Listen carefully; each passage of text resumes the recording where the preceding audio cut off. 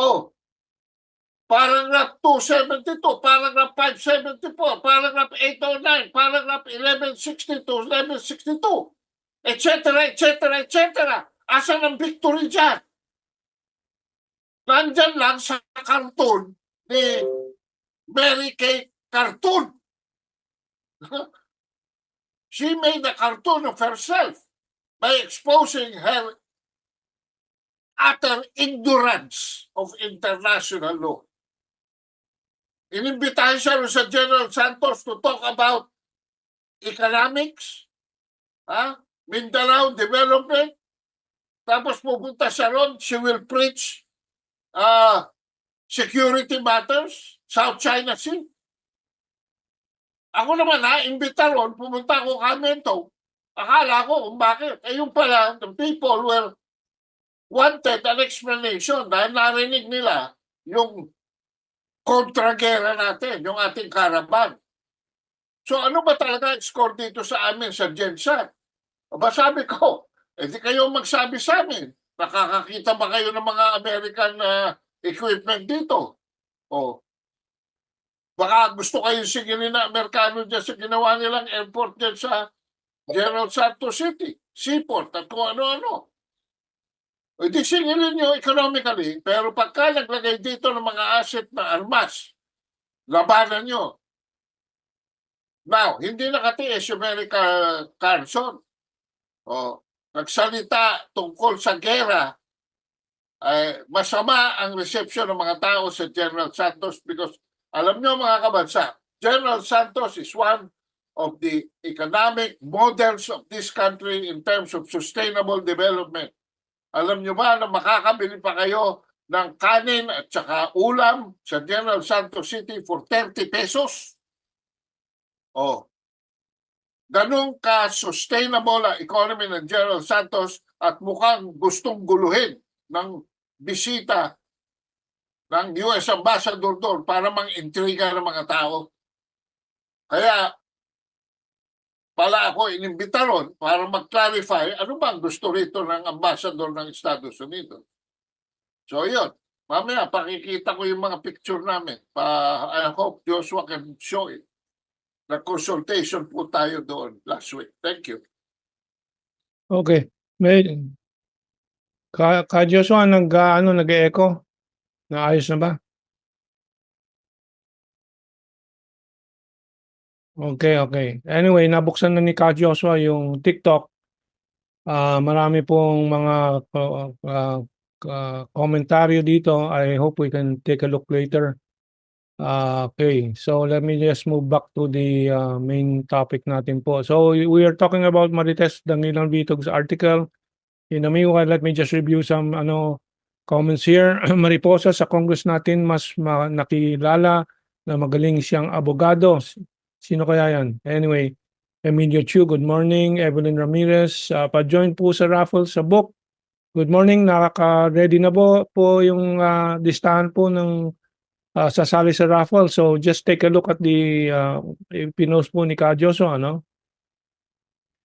Okay, Fred Sanke, good morning.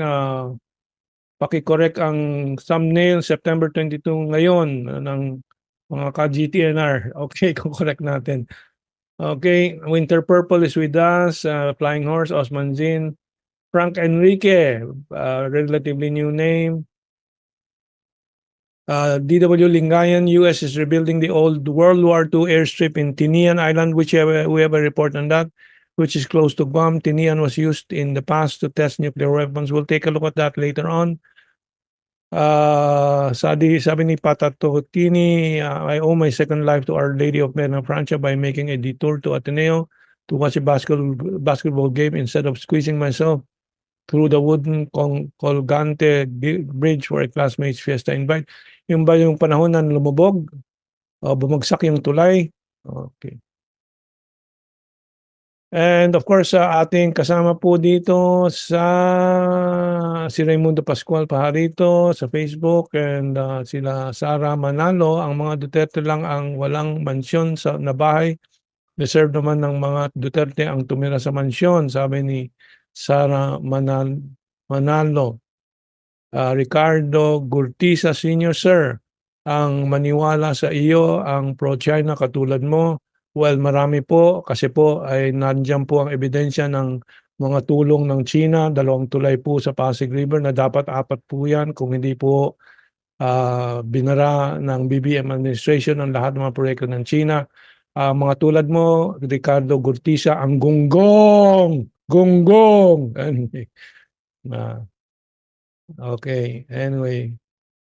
Sabi ni Sara Manalo, sobrang bitter naman ni Tribuling. Yes, Kado, go ahead. Magpasalamat din tayo sa Amerika dahil marami ring tulay na ipinagawa Amerika dito. Pero ang pinaka-latest ay 1920. So America really belongs to our history. Okay. Sabi ni Algalang comment on the people mostly are too quiet or non-active in protecting the country from the vile influence of Washington and corrupt government people. What can make them come out in the streets? Takot ba sila? O tamad ba sila? O wala silang pakialam hanggang makatikim na ng disgrasyang masakit sa buhay? What's happening to these people? Where is the true nationalism? Well, it's up to us to try to awaken the true nationalism by showing them that it is in their interest to be interested in these issues. Pero of course, ang problema ng taong bayan hanap buhay tulad ni Marites ng Ilan Bitog, mayaman na po yan talaga. Isipin po ninyo yung isang beses ng donasyon ng Omidyar, $5 million sa Rappler. Dolyar, that's 250 million pesos po. Nagpapasasa na po ito mga to. This is no excuse anymore, yung mga Dangilang Bitog na yan. Kaibigan ko po ang pamilya niyan, kakilala ko po. Kaibigan ko talagang matalik yung kanyang naging asawa. Yumaon na si Bet Bitog. Bet ang first name, nickname, Bet Bitog. Na utusan ng mga Lopez ng Meralco. At nakwento ko na siguro, uulitin ko lang na naanyaya ako ni Bet Bitog noon na tumahimik na tungkol sa Meralco, sa kuryente, sa issue ng kuryente at silang bahala sa akin. May mga tao tulad nila hanap buhay para sa pamilya lang, para sa mga anak. Pero balang araw po, kung talagang magkatuluyan po yung World War III po, pati yung mga anak na ubos po. Ano? Kaya sobrang makitid po ang isip nitong mga to. So okay na yung may bahay ka. May na-savings ka na ilang milyon para kung may magkasakit. Pero yung ganyan, tuloy-tuloy mo papapasasa sa mga Amerikano na may kawakasan pa rin po. Darating na po, malapit po ang pagbagsak po ng American dollar in the economy. Okay, let's move on. And so this is another article by the Western Operatives Proxies. This time si Mara Cepeda, Philippine correspondent ng Straits Times. Straits Times of course is Singapore. Singapore talagang nagtutulay sa 2 ilog po, sa China at sa Amerika, pero mas killing pa din sa Amerika. Philippines in race against time to stop potential China takeover of disputed shoal. Wala pong pagpipigil po ng takeover ng Escoda Shoal ng China because nandoon na po sila. Nandoon na po sila at yan ay napatunayan nung napalayas po nila yung BRP Teresa Magbanwa. Napatunayan po nila nung sila ay nag-martial, nagtipon ng 250 mga maritime vessels including Chinese Coast Guard. I don't know if there were planned vessels, Philippine People's Liberation Army Navy vessels po doon, but 250 to surround Teresa Magbanwa to make sure that no deliveries of food and water would reach Magbanwa, which resulted in the dehydration of our crew na naka-stretcher na nung kanilang binaba nung umalis na po ang Teresa Magbanwa at dumating po sa Manila. Naka-stretcher na po ang ating mga crewmen at yan po, handa po nilang ulitin ba?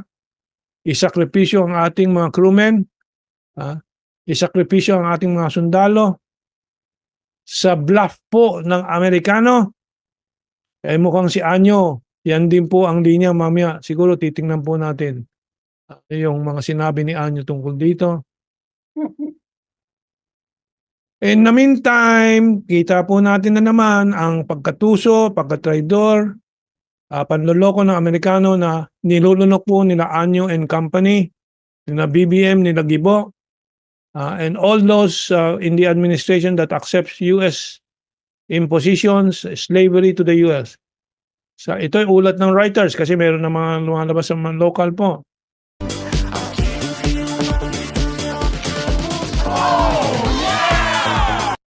The Philippines as China tensions rise. Alam po ninyo, handa na po ang China dito sa mga to. Walang paghahanda po ang Pilipinas dahil po tayo dudurugin. Pag dumating ang pagkakataon na magamit po ng Amerikano po ito, siyempre po hindi lang China po ang dudurog po sa atin.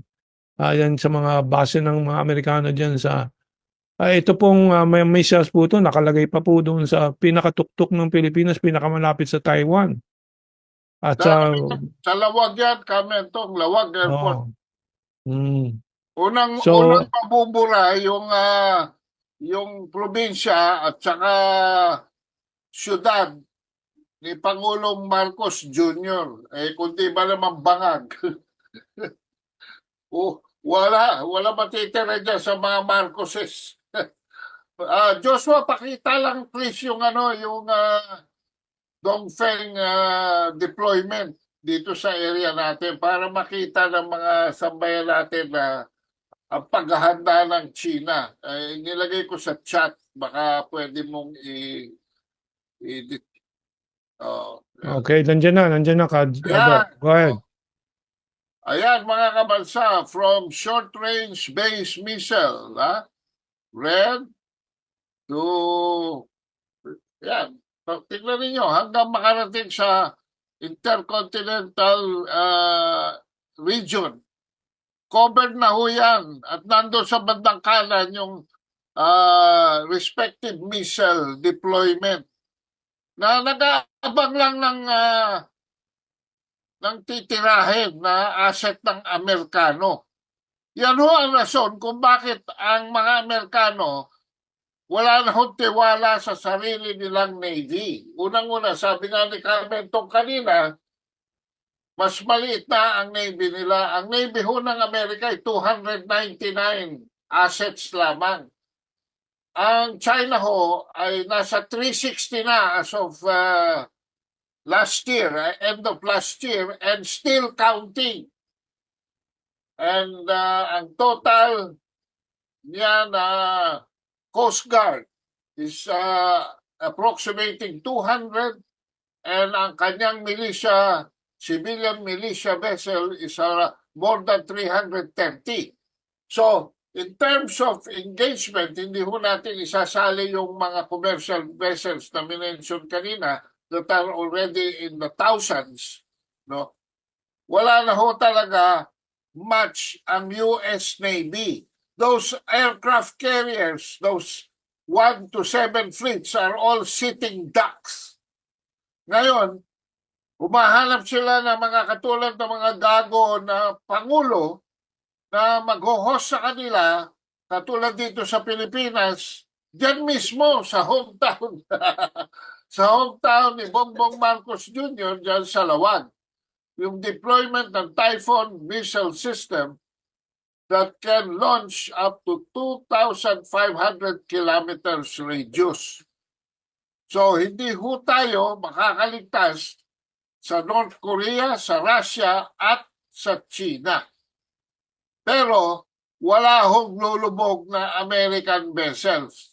Marami lamang na basta na lang mawawalang mga Pilipino sa mukha ng daigdig from the face of the earth. So, yan nga ho yung consultation sa na nangyari sa General Santos na ako'y pinalad na lumalo. Salamat po. Okay. Well, marami pa po tayong gagawin sa anti-war movement po natin. Target po natin tayo makapaglunsad ng komperensya po or kongreso laban sa gera sa Cagayan de Oro. We should make General Santos one of the scheduled stops also when we go to Mindanao. But we're still raising funds for the next project kasi yan po ang talagang problema ko po. Lagi maghahanap po ng suporta po. But anyway, yan po. Nandiyan na sa chat yung yung Jensen. I-flash lang sandali. Lagay mo nga, Ka Joshua. Jensen. Yan. General Santos Civil Society wants an explanation for Ambassador Carlson's visit. Okay. Ayan Well, po. marami po tayong gagawin, no? So, salamat po sa mga tulong po ninyo. By the way, itong message ni Brian Jerome Pineda, Baptist Pastor kasi, yan si Abante, at sinusunod lamang niya ang doktrina nila na once saved, always saved na. Ang ibig sabihin, kahit ilang ulit mo gawin ang kasalanan mo ay ligtas na at absuelto ka pa rin sa Panginoon na isang kalokohan at kahipokitohan. Ganyan pala. I didn't know that. But anyway, ito pong Reuters report aking inuna kasi po ito'y pagyayabang po ng Amerikano that they can do whatever they want, whatever the government of the Philippines says na kahit ayaw, basta sila ang masusunod. Yan po ang ibig sabihin ng report ng Reuters na to. And of course, China is also prepared. Ang China po ang hindi nagbabluff. Handang-handa po yan pero tahimik lang. It remains for the Americans to see what China has prepared. The China hindi po nagyayabang . Anyway, ito naman po ang babala ng China sa Manila, ano? China to step up counter actions if Manila keeps provocation. So you can expect a tough line from China dito sa Escoda Shoal na nagbabluff naman ng Manila, ano, na magpapadala ng bagong barko. And of course, si Anyo, sa kapal ng mukha po niya na ma-identify, wala siyang pakialam kung ma-identify siya sa American tuta. Sinuportahan yung Reuters report at sabi ni Anyo, no plan to pull out US missiles from the Philippines, which is a direct contradiction of what the AFP announced before that it will be pulled out by September. So, hindi ka ba nahihiya, Anyo? Kaya yung in-schedule kong meeting sa kanyang deputy, aking kakanselahin na lang. Handa na lang ako ng article po to lambast this National Security Council. At yung kanilang mga ginagawa laban po sa mga naglalathala ng totoong storya at katotohanan. So, Anyo, this is your offense that I am accusing you of contradicting the official policy of the Philippines that these missiles were only temporary for the Balikatan.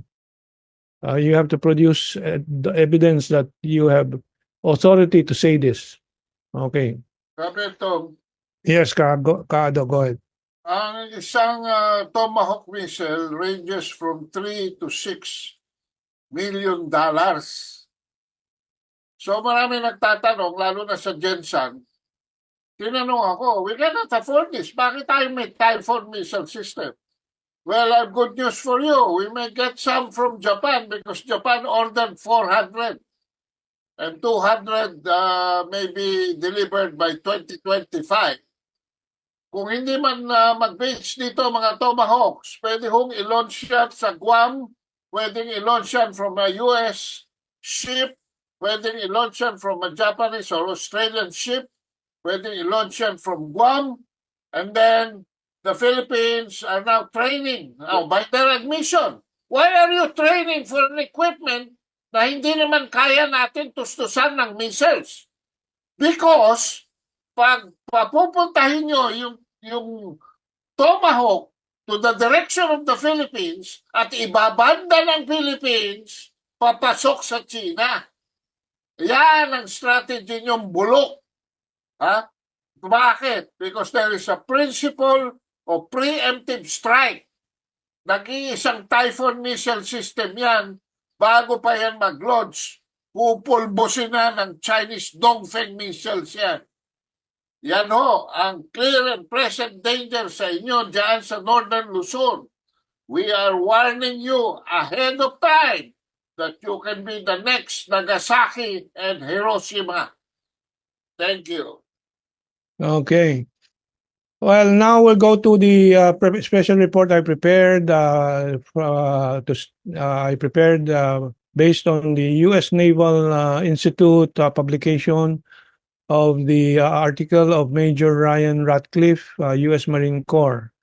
Ito po ay part of a competition ng mga analysis and proposals ng mga U.S. Navy mines and ito po ay naka-award ata. I did not include the award.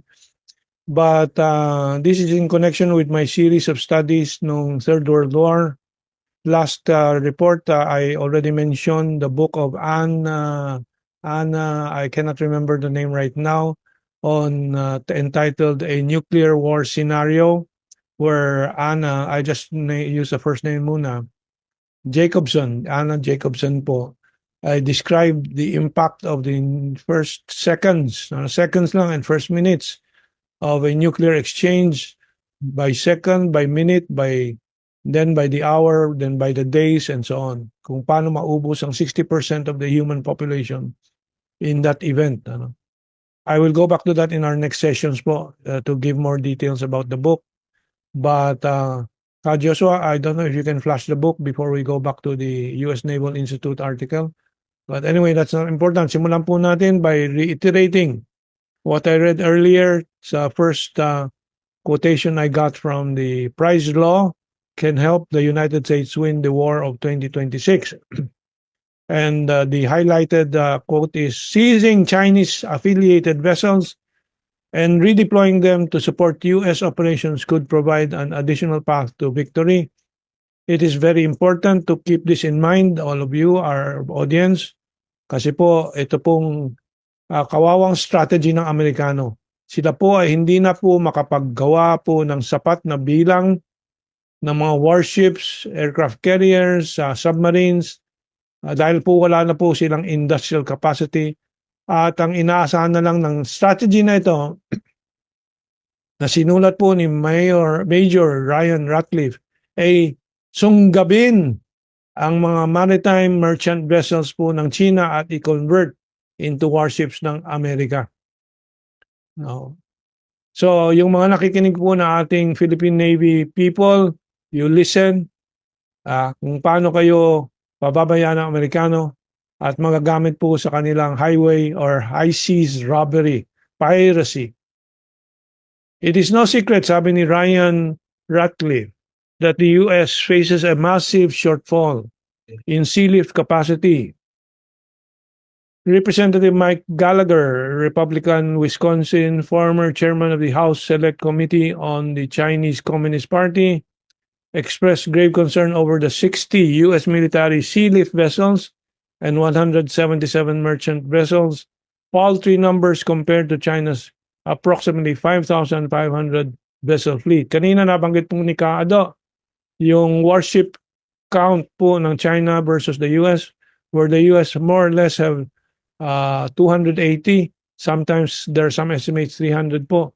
But yung estimate po ng Chinese Navy is up to 400 po, and many more being constructed right this hour, right this moment. Ano? Okay, the second slide po for this series of 5. Sabi po dito sa quotation na aking napili naman from that very long article, the second one, U.S. power projection capabilities would make it well-postured to commandeer, nakawin, take over Chinese affiliated vessels during a conflict. Doing so would offer significant flexibility, as the vessels seized and then redeployed could vary as the conflict unfolds.